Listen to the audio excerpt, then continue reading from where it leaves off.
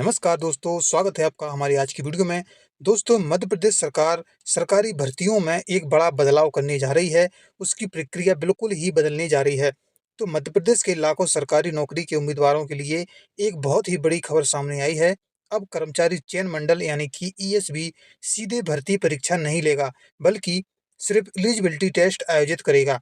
तो दोस्तों, यह बदलाव कितना क्रांतिकारी है, या फिर खतरनाक है, या फिर छात्रों के लिए राहत है, या फिर एक नया टेंशन है, आप इस वीडियो में पूरी जानकारी देखेंगे। तो दोस्तों, नया सिस्टम क्या है जिसके बारे में हम जानते हैं।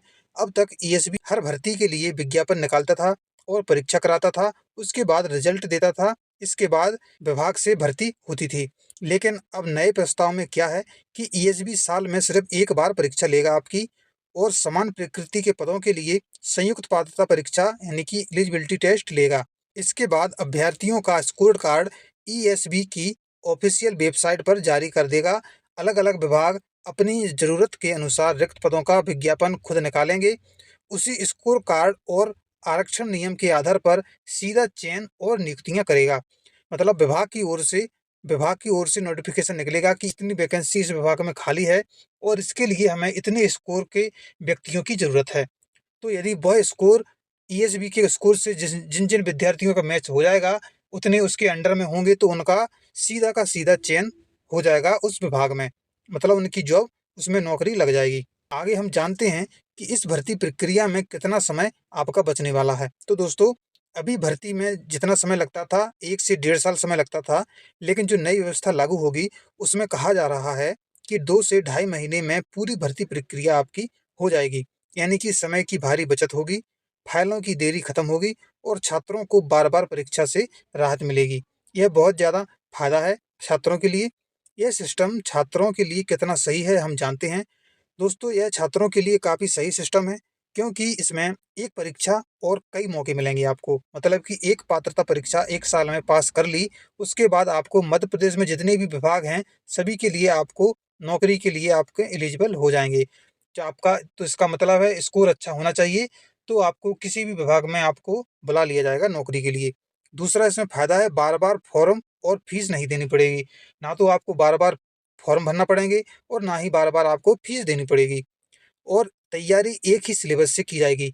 मतलब एक ऐसी पात्रता परीक्षा का सिलेबस जारी कर देगा आयोग, जिसकी तैयारी करके आप नौकरी के लिए पूरे विभागों के अनुसार आप एलिजिबल हो जाओगे, और इससे जल्दी नियुक्ति की संभावना बढ़ेगी और इसमें पारदर्शिता बढ़ने का भी दावा किया जा रहा है।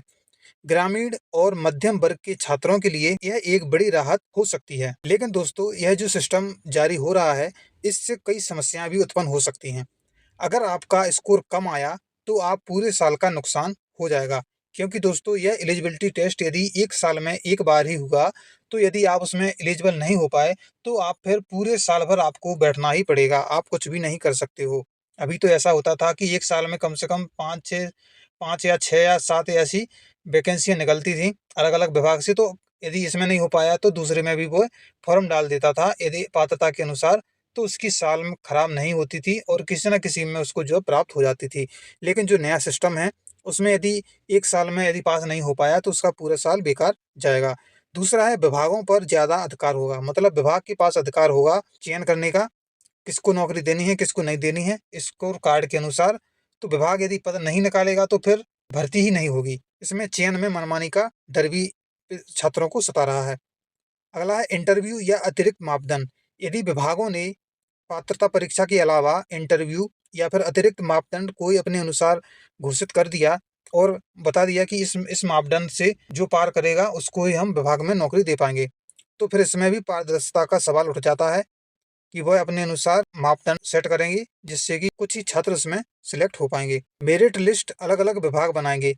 मेरिट लिस्ट भी अलग-अलग विभाग बनाएंगे, तो कोई विभाग 30 नंबर पे किसी का सिलेक्शन कर देगा, कोई विभाग 50 नंबर पे सिलेक्शन कर देगा, तो अलग-अलग मेरिट बनेगी। इससे क्या होगा कि एक रूपता खत्म हो सकती है। यानी सिस्टम अच्छा है, लेकिन नियम साफ नहीं होंगे, तो फिर इसमें गड़बड़ी तय हो मानी जाएगी।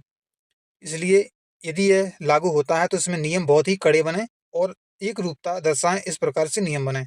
अब सबसे बड़ा सवाल उठता है, क्या सभी विभाग एक जैसा चयन मानदंड अपनाएंगे? क्या गरीब और ग्रामीण छात्र सच में इसका फायदा उठा पाएंगे? क्या यह सिस्टम भविष्य में नेशनल लेवल मॉडल बनेगा या फिर विवादों में फंसेगा? इन सवालों का जवाब कैबिनेट की मंजूरी और नियमों पर निर्भर करेगी।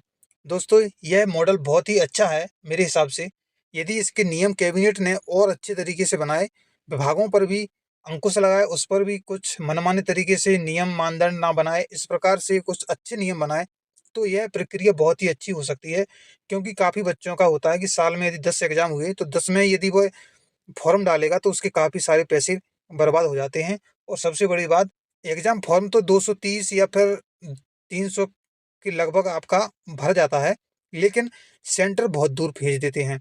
तो सेंटर में ही उसके कम से कम 2000 से 3000 रुपए खर्च हो जाते हैं, जो कि इस मॉडल से बच जाएँगे। तो और विद्यार्थियों को परेशान भी नहीं होना पड़ेगा कि उनको जैसे कोई पेपर देना है तो कम से कम 1 पेपर देने के लिए 4 दिन खराब होते थे उसके। 4 दिन, 2 दिन आने में, 2 दिन जाने में।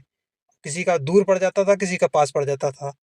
तो इस प्रकार से यह मॉडल छात्रों के लिए काफ़ी फ़ायदेमंद रहेगा। ग्रामीण छात्र और जो आर्थिक स्थिति जिनकी कमज़ोर है, उन विद्यार्थियों को काफ़ी लाभ इस मॉडल से मिलेगा। तो दोस्तों, यह मॉडल आपको कैसा लगा है? अपनी राय कमेंट बॉक्स में ज़रूर बताएँ और चैनल को सब्सक्राइब ज़रूर करें और कमेंट बॉक्स में इसकी राय ज़रूर दें कि यह मॉडल कितना अच्छा है, कितना बुरा है। नमस्कार दोस्तों, मिलते हैं अगले वीडियो में।